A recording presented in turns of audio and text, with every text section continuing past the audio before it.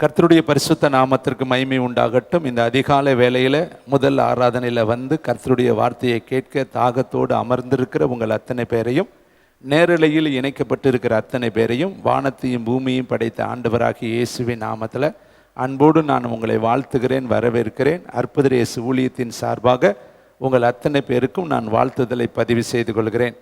இந்த காலை வேளையில் தேவனுடைய சமூகத்தில் காத்திருக்கிற வேளையில் உங்களோடு பகிர்ந்து கொள்ளும்படி கர்த்தர் சொன்ன வார்த்தை யோவான் எழுதின சுவிசேஷம் 5ஆம் அதிகாரம். யோவான் எழுதின சுவிசேஷம் 5ஆம் அதிகாரம் 33வது வசனத்திலிருந்து 35வது வசனம் வரையும், 132வது பக்கம். யோவான் 5ஆம் அதிகாரம் 33வது வசனத்திலிருந்து 35வது வசனம் வரையும். நீங்கள் யோவானிடத்தில் ஆள் அனுப்பி விசாரித்தீர்கள், அவன் சத்தியத்திற்கு சாட்சி கொடுத்தான். நான் ஏற்றுக்கொள்ளுகிற சாட்சி மனுஷருடைய சாட்சி அல்ல, நீங்கள் இரட்சிக்கப்படுவதற்காகவே இவைகளை சொல்லுகிறேன். அவன் எரிந்து பிரகாசிக்கிற விளக்காயிருந்தான். நீங்களும் சில காலம் அவன் வெளிச்சத்திலே கலிகூற மனதாயிருந்தீர்கள். கர்த்தருடைய பரிசுத்த நாமத்திற்கு மகிமை உண்டாகட்டும். இந்த காலை வேளையிலும் அன்பு இரட்சகராம் இயேசு கிறிஸ்து இந்த பூமியிலே வாழ்ந்த ஒரு அருமையான மனிதனை குறித்து அவர் கொடுத்த நற்சாட்சி இந்த வேதத்தில் எழுதப்பட்டிருக்கிறது. யோவான் என்கிற ஒரு மனிதனை குறித்து இயேசு சொன்ன வார்த்தை. இன்னைக்கு உங்களையும் என்னையும் குறித்து இயேசு என்ன சொல்ல போகிறார், என்ன சொல்வார் என்பதை நம்ம என்ன செய்யணும், இந்த பூமியில் தெரிந்து வைத்து கொள்ளணும். வேதத்தில் நிறைய மனிதர்கள், நற்சாட்சி பெற்ற மனிதர்கள் இருக்கிறார்கள். இந்த யோவானை குறித்து கர்த்தர் சொல்கிற ஒரு வார்த்தை, அவன் எப்படி இருந்தான் என்று சொல்லி வேதம் சொல்கிறது. நான் கர்த்தரிடத்தில் காலை வேளையில் அதிக பாரத்தோடு சபை எப்படி இருக்க வேண்டும் ஆண்டவரே, 36 ஆண்டுகள் இந்த மக்களோடு நான் வாழ்ந்துட்டேன். 36 ஆண்டுகள் எத்தனை விதத்தில் பிரசங்கங்களை பண்ணியாச்சு, மக்களும் கேட்டுட்டாங்க. ஆனால் இன்றைய நாளில் அவர்கள் எப்படி இருந்தால் உமக்கு அது மகிமையாக இருக்கும்? எப்படிப்பட்ட காரியத்தை ஜனங்கள் நடுவிலே நீர் எதிர்பார்க்கிறீர்?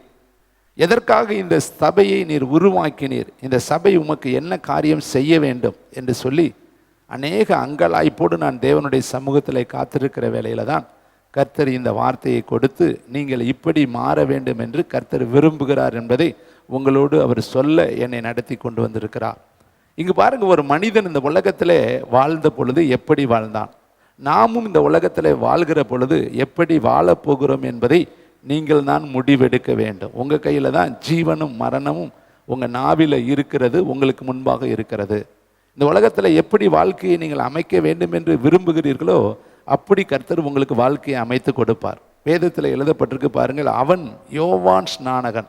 யோவான் அவனு நம்மை போல ஒரு மனிதன் தான். இந்த உலகத்தில் எல்லாருமே நம்மை போல பாடுள்ள மனிதர்கள் தான். எலியாஸ் பற்றி வேதம் சொல்கிறது, எலியா நம்மை போல பாடுள்ள மனுஷனாக இருந்தான்.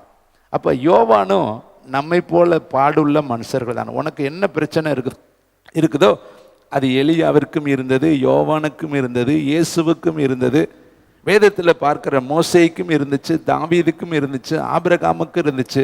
இந்த வேதத்தில் மேகம் போன்ற திரளான சாட்சிகள் என்று எழுதியிருக்கிற அத்தனை மனிதர்களுக்கும் நம்மை போல பிரச்சனை இருந்துச்சு. நம்ம நினைக்கிறோம், எனக்கு தான் இந்த வேதனை, எனக்கு தான் இந்த கஷ்டம், எனக்கு தான் இந்த பாடு, எனக்கு தான் இந்த வறுமை, எனக்கு தான் இந்த தரித்திரம், நான் மட்டும்தான் இந்த உலகத்தில் இப்படி இருக்கேன்னு நம்ம நினைத்து கொண்டு இருக்கிறோம். அப்படி அல்ல தம்பி, தங்கச்சி, தாயை, தகப்பனே.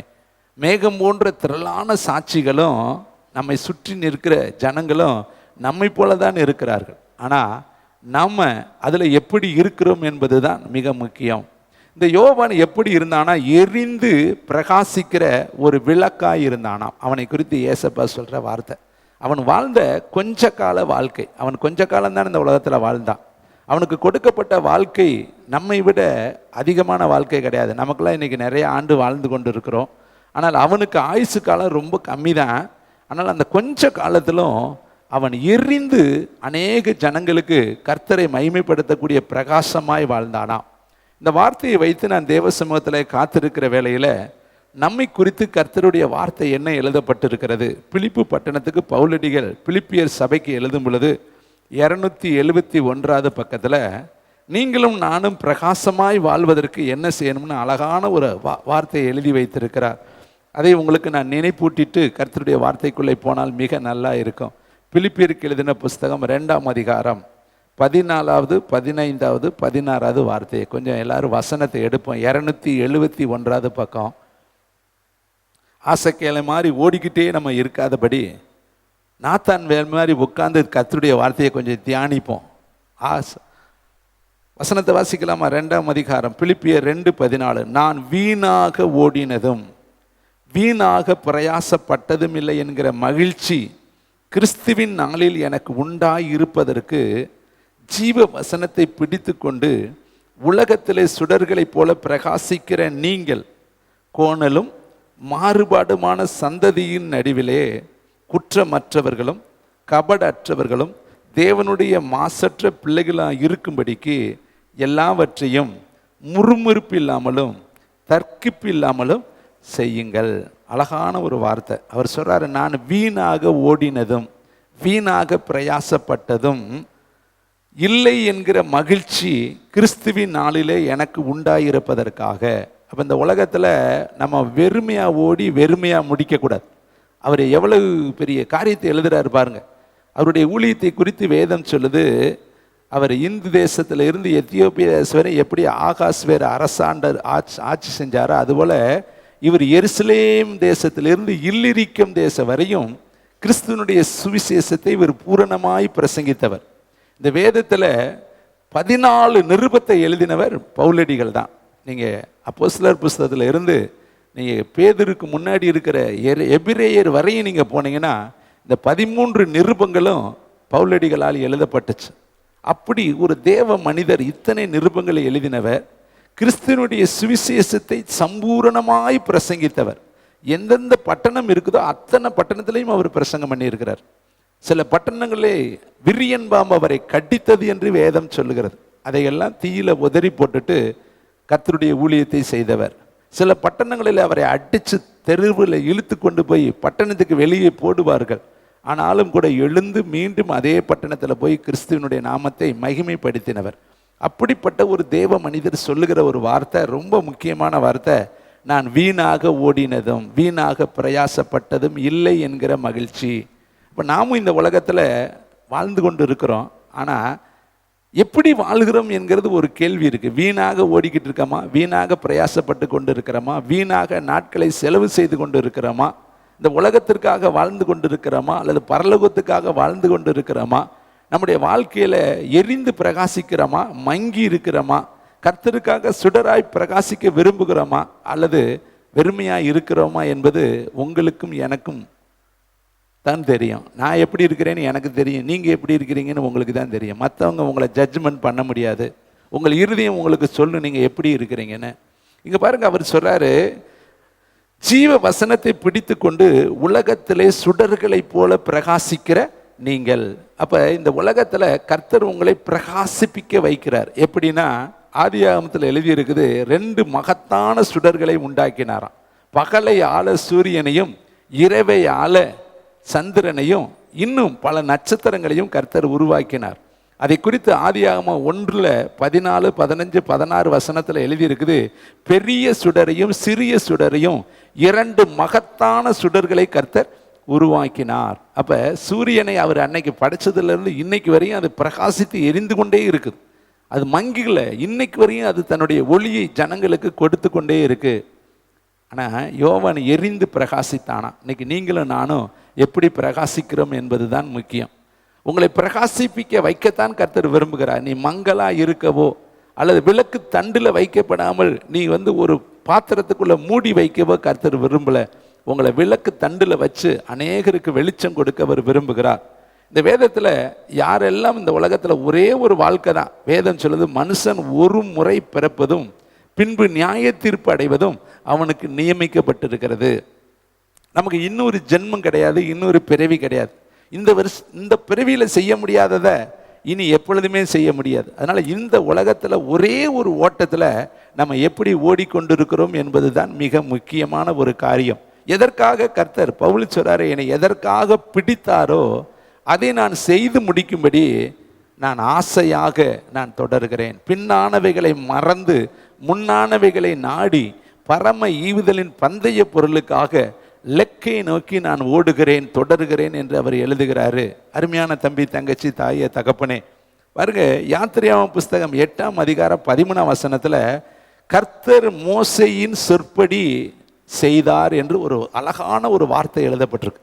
மோசே சொல்றத கர்த்தர் செய்தாராம். அப்ப எந்த அளவுக்கு மோசே தேவனுக்கு பிரியமான காரியத்தை அவன் செய்திருந்தால் அவன் சொல்லுகிற வார்த்தையை கர்த்தர் கேட்கிறாராம். அழகான ஒரு வார்த்தை. தவளைகள் எல்லாம் நிறுத்தப்பட்டுச்சு, வண்டுகள் எல்லாம் நிறுத்தப்பட்டுச்சு, இருள் மாறினது. மோசே என்ன சொன்னாலும் கர்த்தர் கேட்கிறார். இன்னைக்கு நீங்களும் நானும் அவருக்கு பிரியமான ஒரு வாழ்க்கை வாழ்ந்தோம்னா நிச்சயமாய் உங்கள் சத்தம் பரலோகம் கேட்டு உங்கள் சித்தத்தை, உங்கள் விருப்பத்தை கர்த்தர் செய்வார். மோசையின் கேட்ட கர்த்தர் உங்களுடைய சொல்லையும் அவர் கேட்பார். ஆனால் நீங்கள் யாரா இருக்கணும்னா கர்த்தருடைய சித்தத்தை செய்து அவருக்காக பிரகாசிக்கிற பிள்ளைகளாய், எழும்புகிற பிள்ளைகளாய், கோணலும் மாறுபாடுமான இந்த உலகத்துல மாசற்ற பிள்ளைகளாய், கரையற்ற பிள்ளைகளாய், பிழையற்ற பிள்ளைகளாய், அவருடைய சித்தத்தை செய்கிற பிள்ளைகளாய் நீங்கள் இருந்தீங்கன்னா நிச்சயமாய் உங்க சத்தம் பரலோகத்துல கேட்கும். உங்க சத்தத்திற்கு கர்த்தர் பதில் கொடுப்பார். யோசுவா எழுதின புஸ்தகம் 10ஆம் அதிகாரம் 14வது வசனத்துல 281வது வசனத்துல பக்கத்துல யோசுவா 10:14 சொல்லப்பட்டிருக்கு, கர்த்தர் ஒரு மனுஷனுடைய சொல் கேட்ட அந்நாளை ஒத்த நாள் அதற்கு முன்னும் இல்லை, அதற்கு பின்னும் இல்லை, கர்த்தர் இஸ்ரவேலுக்காக யுத்தம் பண்ணினார். பாருங்க, மனுஷனுடைய சொல் கேட்ட அந்நாளை ஒத்த நாள் அதற்கு முன்னும் இல்லை, அதற்கு பின்னும் இல்லை. யோசுவா சொல்றத கர்த்தர் அப்படியே கேட்கிறார். யோசுவா என்ன சொல்றான்? நான் சண்டை முடிக்கிற வரையும் சூரியனே நீ தரித்து நில், சந்திரனே நீ தரித்து நில் என்று சொல்லி அந்த படைப்பை பார்த்து யோசுவா பேசுகிறாரு. அந்த படைப்புகள் யோசுவாவுடைய வார்த்தைக்கு கீழ்ப்படிஞ்சு அப்படியே வானத்துல நட்ட நடு வானத்துல சூரியனும் சந்திரனும் நின்றதான். அந்த நாளை ஒத்த நாள் அதற்கு முன்னாடியும் கிடையாது, அதற்கு பின்னாடியும் கிடையாது. நம்மை போல பாடுள்ள மனுஷன் தான் யோசுவா. ஆனா அவன் படைப்பின் மேல அதிகாரம் உடையவனாக படைப்பை பார்த்து, சூரியனை பார்த்து பேசுகிறான். சூரியன் அவனுடைய வார்த்தையை கேட்டு அப்படியே நிற்கிறது. பாருங்க, வேதம் சொல்லுது, கர்த்தர் ஒரு மனிதனுடைய சொல் கேட்ட அந்நாளை ஒத்த நாள் அதற்கு முன்னும் கிடையவே கிடையாது, அதற்கு பின்னும் கிடையவே கிடையாது. கர்த்தர் இஸ்ரவேலுக்காக அன்று யுத்தம் பண்ணினார். அப்ப இந்த யோசுவா இந்த உலகத்துல எப்படி பிரகாசித்து வாழ்ந்திருக்கிறார் பாருங்க. மோசே இந்த உலகத்துல எப்படி பிரகாசித்து இருக்கிறார் பாருங்க. எத்தனையோ லட்சம் பேர் இஸ்ரவேல் மக்கள் இருந்தாலும் யாரும் கர்த்தரிடத்துல பேசி நிப்பாட்ட முடியல. ஆனா மோசே சொன்னான், கர்த்தர் பேச்சை கேட்டார். யோசுவா சொன்னான், கர்த்தர் அவனுடைய பேச்சை கேட்டார். இன்னைக்கு நீங்களும் நானும் சொன்ன கர்த்தர் கேட்பாருங்க. ஆனா நீங்களும் நானும் பிரகாசமான ஒரு வாழ்க்கை, இருள் இல்லாத ஒரு வாழ்க்கை, பாவம் இல்லாத ஒரு வாழ்க்கை, அசுத்தம் இல்லாத ஒரு வாழ்க்கை, இந்த உலகத்தினுடைய கரை பிழை மாசு மறுவில்லாத ஒரு வாழ்க்கை நம்ம வாழ்ந்தோம்னா நிச்சயமாய் கர்த்தர் நம்முடைய வார்த்தையை அவர் கேட்க வல்லமையுள்ளவராக இருக்கிறார். வேதம் சொல்லுது, என் நாமத்தினாலே நீங்கள் எதை கேட்டாலும் அதை நான் செய்வேன், கேளுங்கள் அப்பொழுதும் உங்களுக்கு கொடுக்கப்படும் என்று கர்த்தர் சொல்லி இருக்கிறாரு. அப்ப யோசுவா இந்த உலகத்துல பிரகாசிக்கிற ஒரு வாழ்க்கை வாழ்ந்தாரு.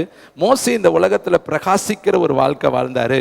அதற்கடுத்து பார்த்தா 1 ராஜாக்கள் புஸ்தகம் 3ஆம் அதிகாரம் 13ஆம் வசனத்துல 427வது பக்கத்துல சாலமோனை குறித்து ஒரு அழகான வார்த்தை எழுதியிருக்கிறதை நான் உங்களுக்கு நினைவுபடுத்த விரும்புகிறேன். அவன் ஞானத்துல பெயர் பெற்றவன். அவனுக்கு நிகரானவங்க யாருமே இந்த உலகத்துல ஞானவான்களா இருந்ததில்லை.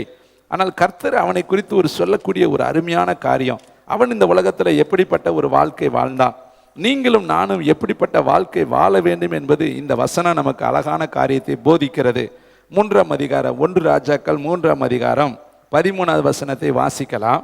இதுவுமன்றி நீ கேளாத ஐஸ்வர்யத்தையும் மகிமையும் உனக்கு தந்தேன், உன் நாட்களில் இருக்கிற ராஜாக்களில் ஒருவனும் உனக்கு சரியானவன் இருப்பதில்லை. இவன் கர்த்தரிடத்துல என்ன கேட்கிறான்? ஆயுசு காலத்தை கேட்கல, அல்லது ஐஸ்வர்யத்தை கேட்கல, சத்துருக்களுடைய பிராணனை கேட்காம அவன் என்ன கேட்கிறான்னு வசனம் சொல்லுகிறது பாருங்க. 9ஆம் வசனத்திலிருந்து வாசிச்சு பாருங்களேன். ஆகையால் உமது ஜனங்களை நியாயம் விசாரிக்கவும், அதே 3ஆம் அதிகாரம் 9ஆம் வசனம், உமது ஜனங்களை நியாயம் விசாரிக்கவும் நன்மை தீமை இன்னதென்று வகையறுக்கவும் அடியனுக்கு ஞானமுள்ள இருதயத்தை தந்தரலும், ஏராளமாயிருக்கிற இந்த உமது ஜனங்களை நியாயம் விசாரிக்க யாராலே ஆகும் என்றான்.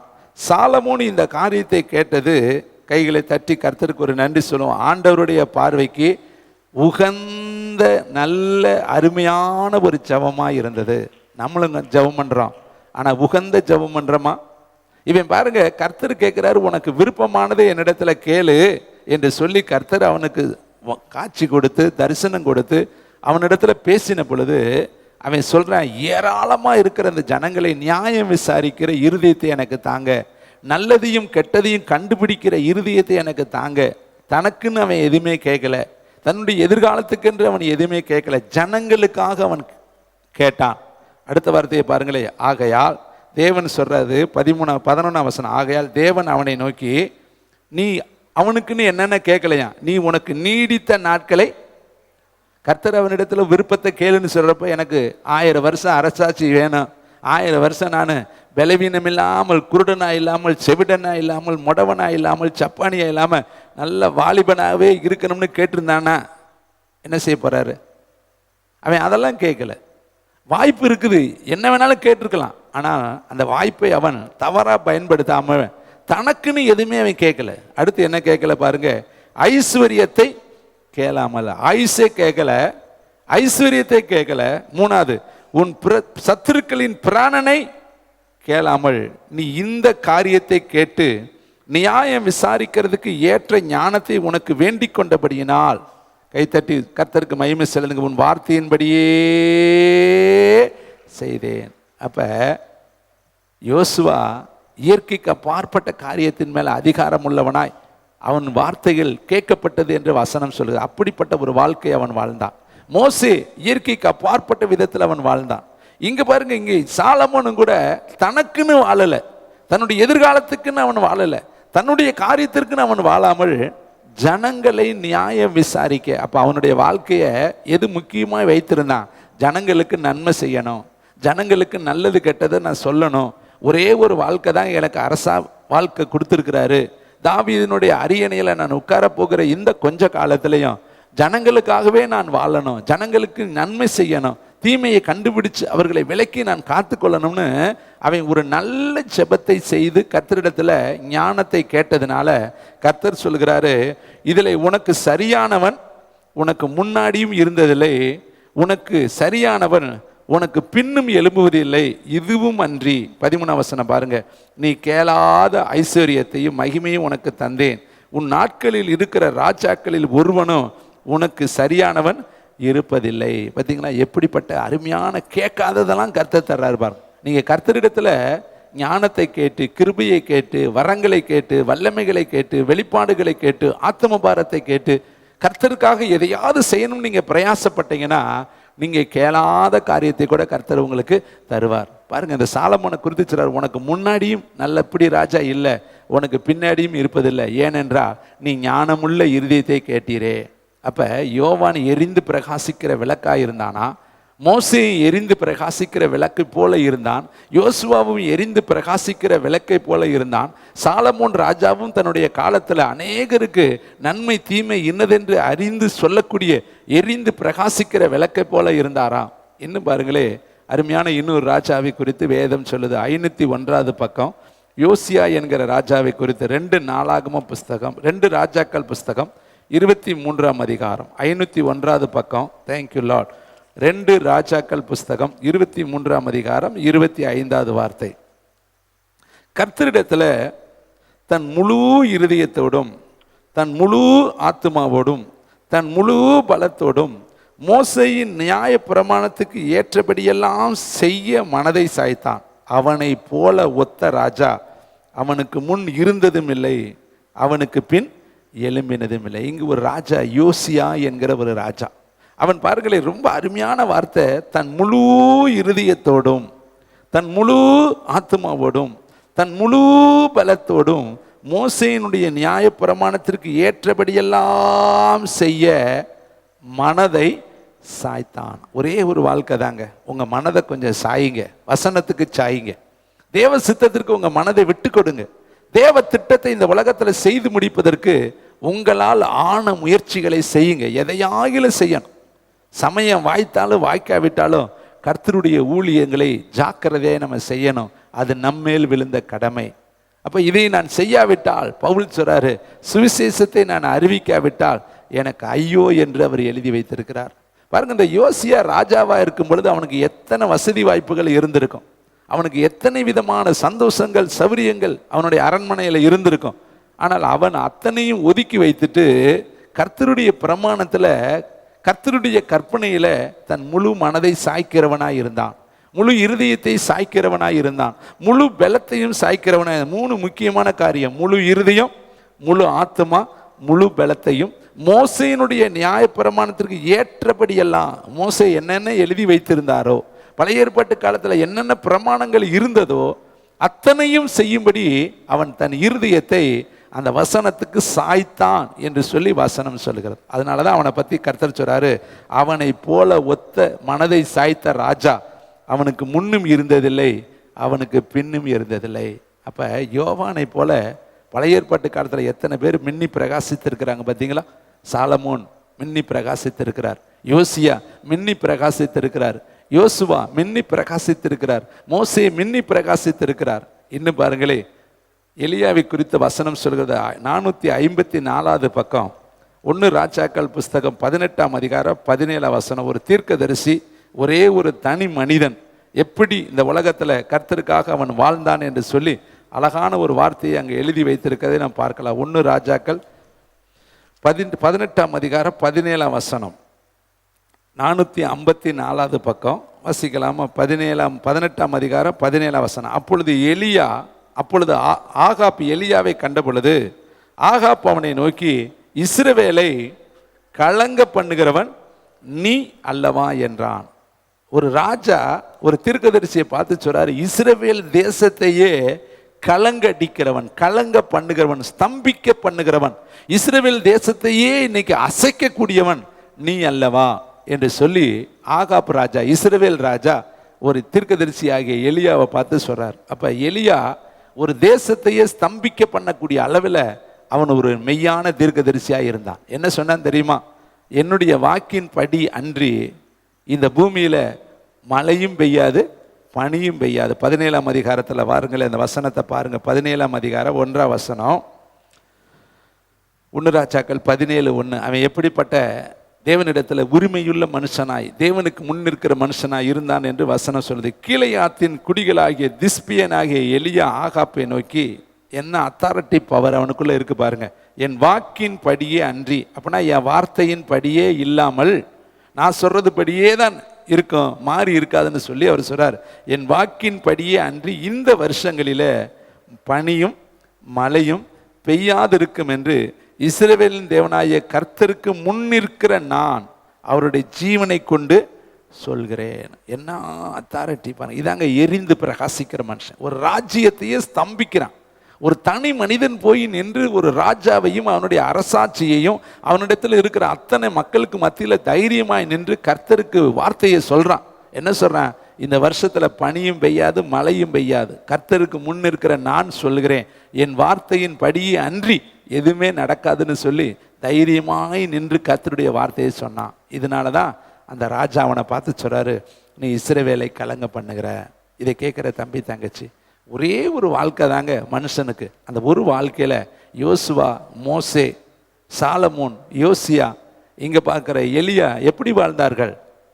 விசேஷித்த ஒரு மனிதர்களாய் வாழ்ந்தார்கள். எரிந்து பிரகாசிக்கிற ஒரு வாழ்க்கை வாழ்ந்தார்கள்.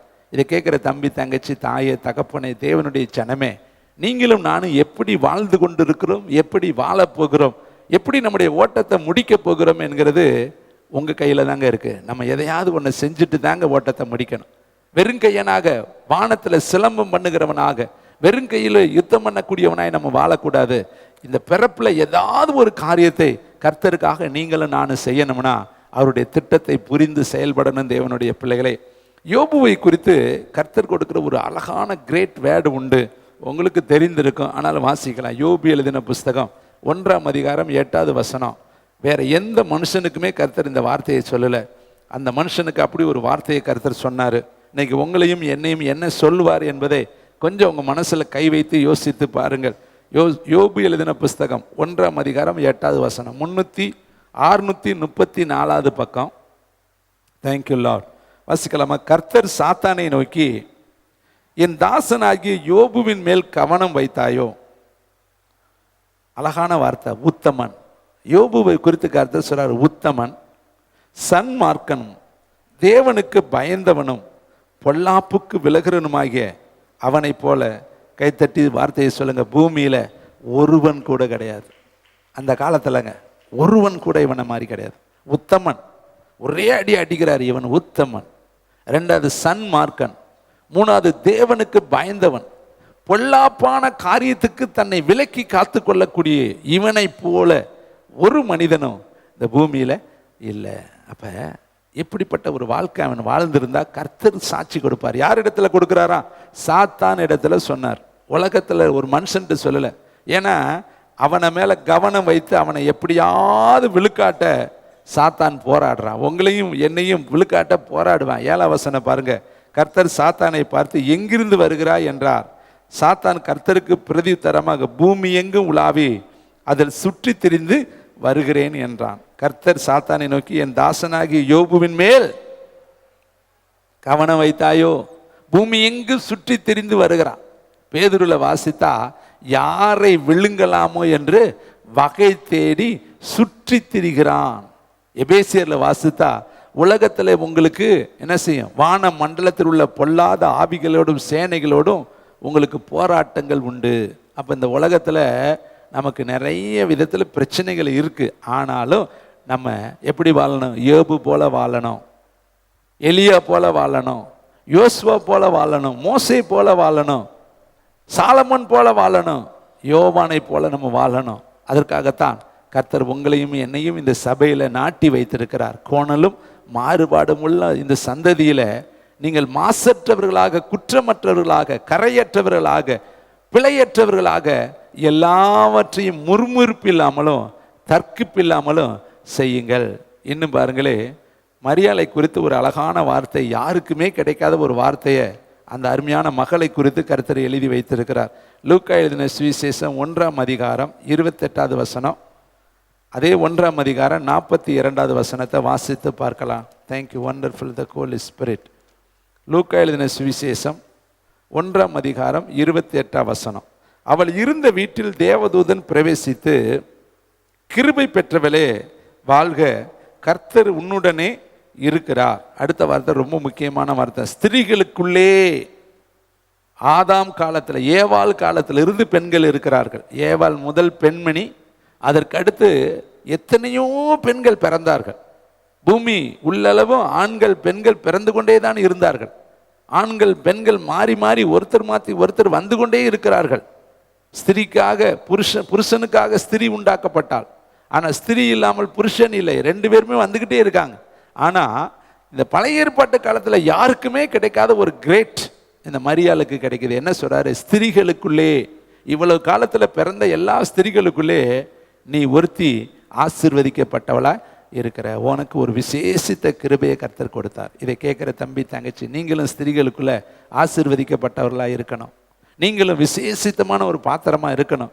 நீங்க பரலோகத்துக்கு போறப்ப கர்த்தர் உங்களை விசேஷித்தமான ஒரு நபராய் தூதர்களுக்கும் அங்க இருக்கக்கூடிய பரிசுத்தவான்களுக்கும் உங்களை அறிமுகப்படுத்தும்படி நீங்களும் ஜனங்களுக்குள்ளே பேர் பெற்றவர்களாய் இருக்கணும். தேவனுடைய பிள்ளைகளே, ஏதோ 10 போல நம்மளும் ஒன்னா வாழ்ந்துட்டு ஓட்டத்தை முடிக்க கூடாது. நீங்களும் மகிமையுள்ள ஒரு பாத்திரமாய் மாறணும். யாகேலை வேதத்தில் வாசித்து பாருங்க. அவள் தனி ஒருத்தியாய் நின்றால் கூட சிசராவினுடைய தலைகளிலே ஆணிகளை அடித்தாள் என்று சொல்லி வேதம் சொல்கிறது. தெபோராளை குறித்து வாசித்து பாருங்கள். அவள் தம்புருவை கையில் எடுத்து நடனமாடி கர்த்தரை துதித்தாள் என்று வேதம் சொல்கிறது. எஸ்தரை குறித்து நீங்கள் வாசித்து பாருங்கள். ஒருத்தியாய் இருந்தாலும் கூட அவள் 3 நாள் புசியாமலும் குடியாமலும் அமர்ந்திருந்து 127 நாடுகளிலும் மிகப்பெரிய ஒரு எழுப்புதலுக்கு அவள் வித்திட்டாள் என்று சொல்லி வேதத்தில் எழுதப்பட்டிருக்கிறது. அன்னாளை குறித்து நீங்கள் வாசித்து பாருங்கள். அவள் உட்கார்ந்து தன் இருதயத்தை தேவனுடைய சமூகத்தில் ஊற்றினாள் என்று சொல்லி வேதத்தில் எழுதப்பட்டிருக்கு. இப்படி விலையேறப்பட்ட ஸ்திரீகளும் வேதத்தில் இருந்தார்கள் என்று வேதம் நமக்கு போதிக்கிறது. தேவனுடைய பிள்ளைகளே, அப்ப இதுல எல்லா ஸ்திரீகளை விட இந்த மரியாளுக்கு ஒரு கிரேட் என்ன தெரியுமா? எல்லா ஸ்திரீகளை விட இவள் ஆசீர்வதிக்கப்பட்ட ஒருத்தியா இருக்கிறாள். அவ பாருங்க, அப்படியே சரண்டர் அடைகிறான். அங்க வந்து தேவதூதன் பேசின உடனே அவள் எதிர்த்து எந்த ஒரு கேள்வியும் கேட்கல. 38 வசனம் பாருங்க. அதற்கு மரியாள், ஒரு தேவதூதன் வந்து சொல்றாரு நீ கர்ப்பவதி ஆவா என்று சொன்ன உடனே எதிர்த்து எந்த கேள்வியுமே கேட்கல. ஆனா சகரியா கிட்ட அதே தேவதூதன் பேசின பொழுது அவன் பல கேள்விகளை கேட்டான், பல விதத்தில் அவன் சந்தேகப்பட்டான். அதனாலதான் அவனுக்கு ஊமையனாக கொஞ்ச நாள் இருக்கும்படியாக கர்த்தர் அவனுக்கு கட்டளையிட்டார் என்று சொல்லி வேதத்தில் பார்க்கிறோம். ஆனா இவளோ ஒரு வார்த்தையும் மாறு உத்தார சொல்லல. 38 வசனம், அதற்கு நான் ஆண்டவருக்கு அடிமை, உம்முடைய வார்த்தையின்படியே எனக்கு ஆக கடை. உடனே சரண்டர் அடைஞ்சிட்டான். தேவ சித்தத்துக்கு முழுக்க அப்படியே ஒப்பு கொடுத்தாள். ஆனால் சகரியா குறித்து நீங்கள் வேதத்தில் வாசித்து பார்க்கும் பொழுது அவன் என்ன செஞ்ச ஆரம்பிச்சானா, கொஞ்சம் இது எப்படி ஆகும், இதோ நான் கிளவி 18 வசனம், அதற்கு சகரியா தேவதூதனை நோக்கி இதை நான் எதினால அறிவேன்? லூக்கா 1:18, நான் கிழவனாய் இருக்கிறேன், என் மனைவி வயது சென்றவளாய் இருக்கிறாளே என்றான். தேவதூதன் அவளுக்கு பிரதியுத்தரமாக, நான் தேவ சந்நிதியில் நிற்கிற காபிரியல் என்பவன் உன்னோடு பேசவும் உனக்கு இந்த நற்செய்தியை அறிவிக்கவும் அனுப்பப்பட்டு வந்தேன். இதோ தகுந்த காலத்தில் நிறைவேறப் போகிற என் வார்த்தையை நீ விசுவாசியாதபடியினால் இவைகள் சம்பவிக்கும் நாள் மட்டும் நீ பேசக்கூடாமல் ஊமையாயிருப்பாய்.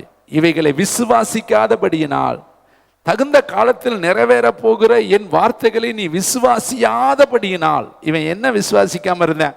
அவன் சொல்றான், நான் கிழவனா இருக்கிறேன், என் மனைவி கிழவியா இருக்கிறாள், இப்போ போய் எங்களுக்கு குழந்தை பிறக்குன்னு சொல்றீங்களே. அப்படி சொல்லி அந்த ஒரு நிமிஷம் அவனை அவிசுவாசப்படும் பொழுது தூதன் சொல்றேன், நீ சந்தேகப்பட்டபடியினால், நீ அவிசுவாசமாய் நினைத்தபடியினால் நீ ஊமையனாய் இருப்பாய். ஆனா இவளை குறித்து அப்படி எழுதப்படல. இவள் உடனே சொல்றா, ஆண்டவருக்கு அடிமை, உம்முடைய வார்த்தையின்படியே எனக்கு ஆகட்டும். அருமையான தம்பி, தங்கச்சி, தாயே, தகப்பனே, உங்களுடைய கிரிகை ரொம்ப முக்கியம். கிரிகை இல்லாத விசுவாசம் செத்தது என்று வேதம் சொல்லுது. உங்க விசுவாசத்தை கிரியினாலே காண்பிக்கணும். ஆபிரகாம் கிரியினாலே விசுவாசத்தை காண்பித்தான். என்ன சொன்னாரு கர்த்தர்? அந்த நேசகுமாரனும் ஏகசுதனும் எடுத்து கொண்டு வந்து மோரியா மலையிலே நான் உனக்கு காண்பிக்கிற இடத்துல அவனை தகன பலியிடு என்று கர்த்தர் சொன்ன உடனே எந்த கேள்வியும் அவன் கேட்கல. அதை தடுத்து நிறுத்த அவன் முயற்சி எடுக்கல. நினைச்சிருந்தால் தடுத்து நிறுத்தி இருக்கலாம். எப்படி? மனைவி கிட்ட ஒரு வார்த்தை சொல்லியிருந்தால் அந்த குழந்தையை அவள் கொண்டே போயிருப்பா, ஈசாக்கை கொண்டே மறைச்சிருப்பா. வேலையாட்களிட்ட சொல்லியிருந்தா வேலையாட்கள் தடுத்து நிறுத்தி இருப்பார்கள். அந்த சாக்கு சொல்லி தப்பிச்சிருக்கலாம். என் மனைவி தடுத்துட்டாங்கன்னு சாக்கு சொல்லலாம், வேலைக்காரர்களை தடுத்துட்டாங்கன்னு சாக்கு சொல்லலாம். அல்லது மகன்கிட்ட உடனே நான் பலி செலுத்த போறேன்னு சொல்லியிருந்தா மகன் தப்பித்து ஓடி இருப்பான். அப்ப சாக்கு சொல்லி, ஆண்டவரே நான் பலி செலுத்த ஆயத்தம், ஆனால் அவன் தப்பித்து ஓடிட்டான்னு சொல்லி இருக்கலாம். ஆனா இந்த 3 வழியும் அவன் தேர்ந்தெடுக்கல. 3 இடத்துலையும் மறைத்தான். மனைவிக்கு சொல்லல, வேலையாட்களுக்கு சொல்லல, மகனுக்கு சொல்லல. அவனுடைய மனதுல உறுதி இருந்துச்சு, கர்த்தருக்கு நான் பொருத்தனையை நிறைவேற்றுவேன். கர்த்தர் என்னிடத்துல தகன பலி கேட்டிருக்கிறாரு, அதை நான் செலுத்தி தீர்ப்பேன்னு சொல்லி அதுக்கு எதெல்லாம் தடையா இருக்குமோ, மனைவி தடையா இருந்தால் மனைவியை மறைத்தான், வேலையாட்கள் தடையா இருப்பார்கள் என்று வேலையாளர்களிடத்துல சொல்ல மறுத்தான், மகனே தடையா இருப்பார் என்று மகனிடத்துல சொல்ல மறுத்து பலியை நிறைவேற்ற அவன் அங்க போய் தகன பலிகளை கட்டைகளை அடுக்கி பிள்ளையாண்டானை தூக்கி வைத்து பட்டயத்தை எடுத்து வெட்ட கைகளை நீட்டினான். அப்பொழுதுதான் கர்த்தர் இடைமறித்து சொல்றாரு, நீ தேவனுக்கு பயப்படுகிற என்பதை இப்பொழுது நான் அறிந்திருக்கிறேன். அருமையான தம்பி, நீ கர்த்தருக்கென்று பொருத்தனை பண்ணினேன்னா அதை தடுப்பதற்கு நீ பிரயாசப்படாத, அதை தடுப்பதற்கு என்ன வழி என்று யோசிக்காத. பொருத்தனையை நிறைவேற்ற உன் இருதயத்தை திறந்து கொடு. ஆண்டவர் அந்த பொருத்தனையை கனமாய் பார்க்கட்டும். ஆபேலுடைய காணிக்கையை கர்த்தர் சுகந்த வாசனையாய் முகர்ந்தார்.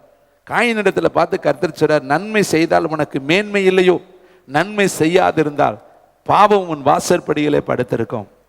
வேதத்தில் எழுதப்பட்டிருக்கு அருமையா. எப்தா என் ஒரு பொருத்தனை பண்ணினான். என்ன பண்ணினான்? நான் யுத்தத்திற்கு போயிட்டு திரும்பி வரும் பொழுது எனக்கு எதிர்கொண்டு வருவது எதுவோ அதை நான் உனக்கு தகன பலி செலுத்துகிறேன் என்றான். அவன் யுத்தத்திற்கு போயிட்டு ஜெயித்து திரும்பி வரும் பொழுது அவனுக்கு எதிர்கொண்டு வந்தது அவனுடைய ஒரே வாரிசு, அவனுடைய ஒரே மகள் முன்னாடி வருகிறான். அந்த ஒரு மகளை இப்போ என்ன பண்ணுறது? ஏதாவது சான்ஸ் வச்சு மாற்றிக்க முடியுமா? ஆண்டவரிடத்துல கெஞ்சி கிளறி ஜெபித்து தீர்மானத்தை மாற்றிக்கலாம்னு அவன் யோசிக்கலைங்க. அவன் சொன்னான், மகளை பார்த்து நான் பொருத்தனை பண்ணிட்டேன், அதை நான் நிறைவேற்றுவேன். அவள் என்ன சொன்னாள்? உம்முடைய பொருத்தனையின்படியே என்னை தகன பலி செலுத்து.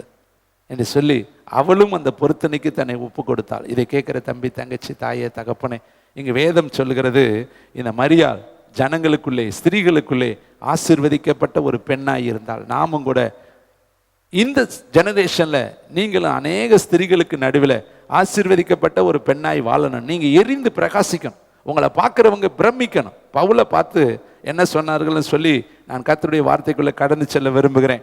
அப்போஸ்தலர் புஸ்தகம் 17ஆம் அதிகாரம் 6வது வசனம், 187வது பக்கத்தில். தேங்க்யூ வண்டர்ஃபுல் த ஹோலி ஸ்பிரிட். அப்போஸ்தலர் எழுதின புஸ்தகம் 17ஆம் அதிகாரம் 6வது வசனம். பவுலை பார்த்து அங்க இருக்கிற ஜனங்கள் சொன்ன வார்த்தை, அவர்களை காணாமல் யாசோனையும் சில சகோதரர்களையும் பட்டணத்து அதிகாரிகளுக்கு இழுத்து கொண்டு வந்து, உலகத்தை கலக்குகிறவர்கள் இங்கேயும் வந்திருக்கிறார்கள். அங்க இஸ்ரவேலை கலக்கின எலியா, இங்க உலகத்தை கலக்குகிற பவுல். நம்மை போல பாடுள்ளவர்கள் தாங்க, நம்மை போல பலவீனமானவர்கள் தாங்க. ஆனா உலகத்துக்கே சுடராய் பிரகாசித்தார். இன்னொரு இடத்துல அப்போஸ்தலர் 14:12 பவுலை பார்த்து சொல்றாங்க, மெர்க்குரி என்று சொல்லுகிறார். யூப்பித்தர் என்று பர்னபாவை சொல்றாங்க. அப்ப இந்த உலகத்துல அவங்க எப்படி வாழ்ந்திருக்காங்க? மெர்க்குரியாய், அநேகருக்கு வெளிச்சம் கொடுக்கக்கூடிய. இப்ப பாருங்க, இங்க இருக்கிற வெளிச்சத்துல இங்க போட்டிருக்கிற பவர்ஃபுல் வெளிச்சம் வித்தியாசமா இருக்கும். இங்க எல்லார வெளிச்சத்தையும் அதை தூக்கி டபுள் மடங்கு, அதை விட 1000 மடங்கு கூடுதலா இருக்கு இதோடைய வெளிச்சம். இதோடைய பிரகாசம் வேற, மற்றதுடைய பிரகாசம் வேற. நீ யாரை போல பிரகாசிக்கிற? ஒரு 0 வால்ட் போல பிரகாசிக்கிறியா, அல்லது ஹால்ஜன் பல்பு போல 1000, 5000, 10,000 வாட்ஸ் பவர் உள்ள வெளிச்சம் போல நீ பிரகாசிக்கிறாயா? அது உன் கையில தான் இருக்கு தம்பி, தங்கச்சி. யோவான் எரிந்து பிரகாசித்தான். இன்னைக்கு உங்களுடைய வாழ்க்கை பிரகாசிக்கிற வாழ்க்கையா, மங்கி போன வாழ்க்கையா, அல்லது தடுமாறுகிற வாழ்க்கையா, அல்லது குன்னி குன்னி விழுகிற வாழ்க்கையா என்கிறத இந்த காலை வேளையில யோசித்து பாருங்க. யோவானை குறித்து கர்த்தர் இப்படி சாட்சி சொல்வதற்கு என்ன காரணம்? ஒரு சில வசனங்களை என்னை நினைப்பூட்டிட்டு வார்த்தையை முடிக்க விரும்புகிறேன். யோவானில் எழுதின சுவிசேஷம் 1ஆம் அதிகாரம். அவன் இந்த உலகத்தில் வாழ்ந்த பொழுது எப்படிப்பட்ட வாழ்க்கை வாழ்ந்தான், அவன் ஏன் அவனை குறித்து மட்டும் கர்த்தர் அப்படி சொன்னாரு? யோவான் 1:20 வாசித்து பார்க்கலாம். அவன் மறுதலிக்காமல் அறிக்கை இட்டதுமன்றி நான் கிறிஸ்து அல்ல என்றும் அறிக்கையிட்டான். அநேக ஜனங்கள் அவனிடத்துல வரும் பொழுது அவன் சொல்ற, நான் கிறிஸ்து அல்ல. யாரு கிறிஸ்து? இயேசுதான் கிறிஸ்து என்பதை அவன் காண்பித்தான். 23ஆம் வசனத்தை வாசிச்சு பாருங்க. அதற்கு அவன், கர்த்தருக்கு வழியை செவி பண்ணுங்கள் என்று ஏசாயா தீர்க்கதரிசி சொன்னபடியே நான் வனாந்தரத்துல கூப்பிடுனுடைய சத்தமா இருக்கிறேன். நான் ஒரு சத்தம்தான், நான் இயேசு அல்ல. நான் அவருடைய பாதரட்சையை தொடக்கூட நான் தகுதி உடையவன் கிடையாது என்று இயேசுவையே அவன் ஜனங்களுக்கு காண்பித்தான். 27ஆம் வசனத்துல பாருங்க, அதே அதிகாரத்துல, அவர் எனக்கு பின் வந்தும் என்னிலும் மேன்மையுள்ளவர், அவருடைய பாதரட்சையின் வாரை அவிழ்ப்பதற்கும் நான் பாத்திரன் அல்ல. ஒவ்வொரு கட்டத்திலையும் அவன் இயேசுவையே உயர்த்தி உயர்த்தி உயர்த்தி பேசுகிறான். நான் கிறிஸ்து அல்ல, இயேசுதான் கிறிஸ்து. நான் அவருடைய பாதரட்சையை கூட தொட முடியாது. நான் ஒரு சத்தமாய்த்தான் இருக்கிறேன். நான் வனாந்தரத்துல கூப்பிடுகிற சத்தம். நான் பூமியிலிருந்து உண்டானவன், அவர் தான் உன்னதத்திலிருந்து இறங்கி வந்த அனுரோதயம். அதனால தாங்க அவன் பிரகாசித்தான். அடுத்து 29ஆம் வசனத்துல பாருங்களே, அதே அதிகாரம் 29, மறுநாளில் யோவான் இயேசுவை தன்னிடத்தில் வர கண்டு எல்லா ஜனங்களுக்கு முன்பாக என்ன சொல்றான் பாருங்க, இதோ உலகத்தின் பாவத்தை சுமந்து தீர்க்கிற தேவ ஆட்டுக்குட்டி என்று இயேசுவை உலகத்திற்கு அழகாய் அடையாளம் காட்டுறான். இவர்தான் தேவனுடைய ஆட்டுக்குட்டியானவர், பாவத்தை சுமக்கிறவர் என்று சொல்லி இயேசுவை ஜனங்களுக்கு பாவத்தை சுமந்து தீர்க்கிற தேவ ஆட்டுக்குட்டி என்பதை காண்பித்தான்.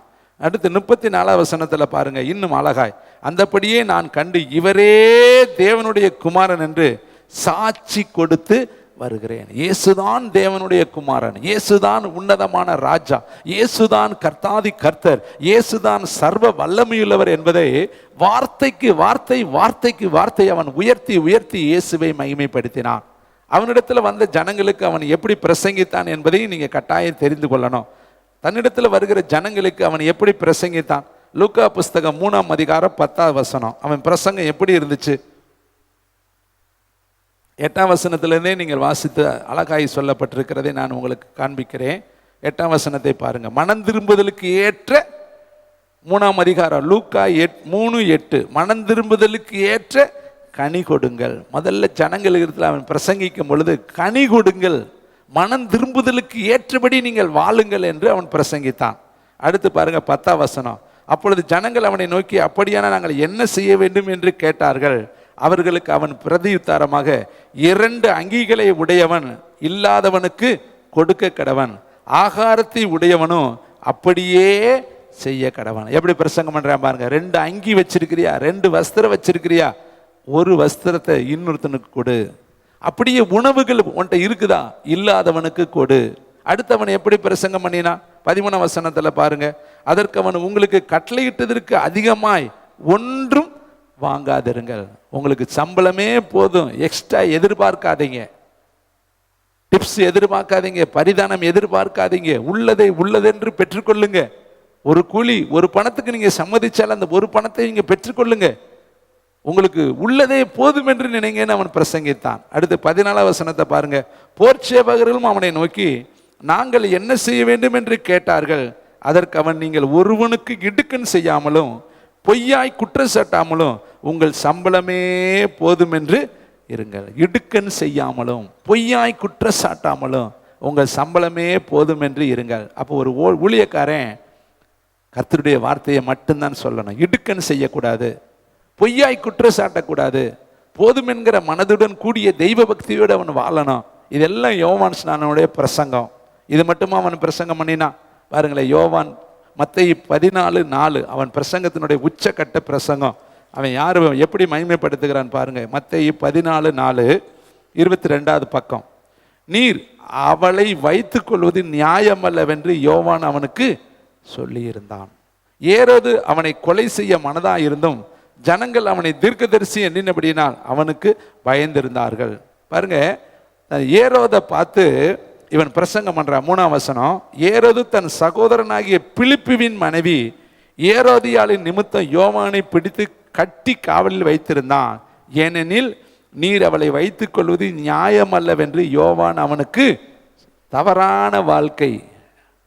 சகோதரனுடைய மனைவியை தன்னுடைய மனைவியை போல எடுத்துக்கொள்ளக்கூடிய வாழ்க்கையை ஏரோது வாழ்ந்தான். அதனால துணிந்து இவன் சொல்றான், நீ சகோதரனுடைய மனைவியை வைத்துக் கொள்வது நியாயம் அல்ல, நீ செய்வது தவறு என்பதை அவன் பிரசங்கத்தில் காண்பித்தான். அவனிடத்துல துணிந்து போய் தவறை தவறு என்றும், பாவத்தை பாவம் என்றும், அநியாயத்தை அநியாயம் என்றும், குற்றத்தை குற்றம் என்றும், பொல்லாப்பை பொல்லாப்பு என்றும் தைரியமாய் பிரசங்கித்தான். அதனால அவனுக்கு விளைவு என்ன தெரியுமா? அவனுடைய தலை துண்டிக்கப்பட்டுச்சு, அவனோட ஓட்டம் முடிஞ்சிச்சு.